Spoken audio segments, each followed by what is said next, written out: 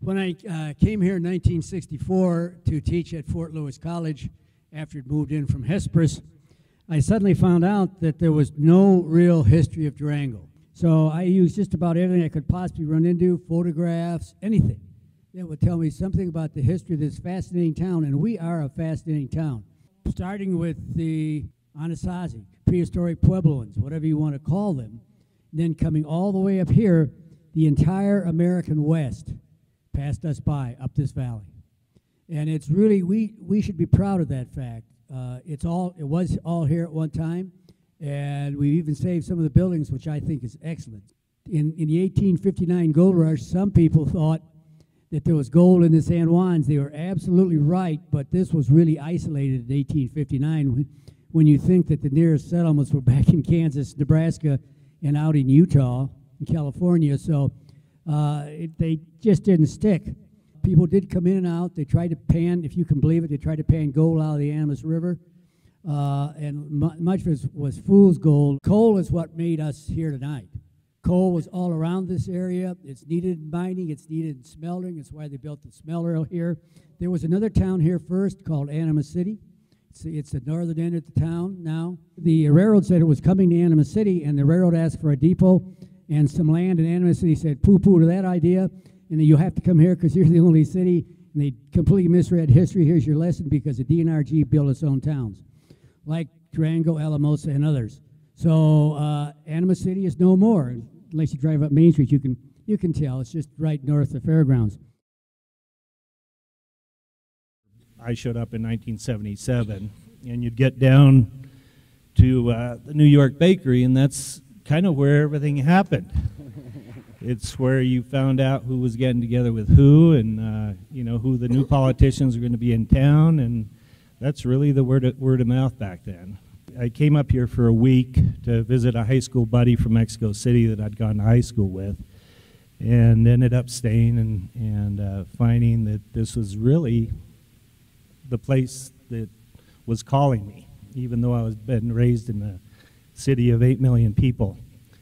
That allowed me the window to raise 4 boys in this wonderful town that I continue to embrace, and have seen the changes of going from kind of a redneck town that it was back in the 70s into this new Cosmo town that we have now. In raising my boys, I've always tried to have and embrace their passions. Marcos had passion for cooking and traveled the world. So Marcos and I traveled around a little bit to go look at a lot of different business models that were out there.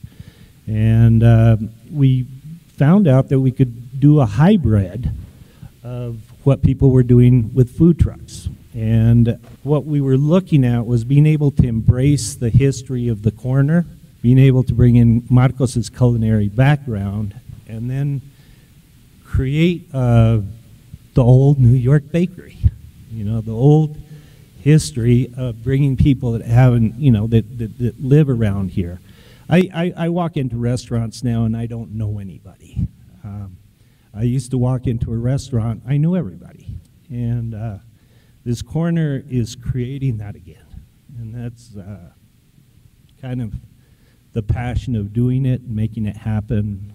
So that's the direction that we're going with it. You know, it took me about 8 years of being gone and coming back and being in this battle of, you know, like, what do I love Durango? Does it have what I want? Does it have what I long for? And I think after about 8 years, it is a town that you really fall in love with. It has everything I care about, everything I love. You know, the mountains, the community, the people, my friends that I have. I mean, it's just it's so much better than anything I've experienced over everywhere I've lived, all over the world, from New York to Europe, San Francisco. I always I loved it so much I felt I wanted to bring something back.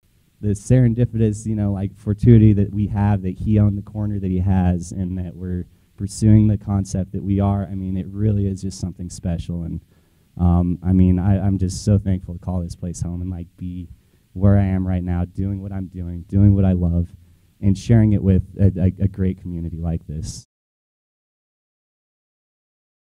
It's a community that's the right size to feel a sense of community, and I think there's a lot of nice people here.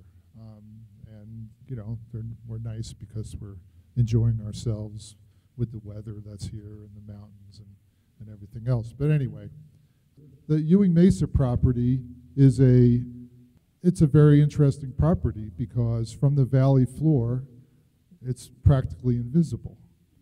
And a lot of people don't know it's there. So this is a view from the top of Smelter Mountain. So Jane and I bought the property. That property could house some really cool public assets for the town. That the county fairgrounds could be sited up there.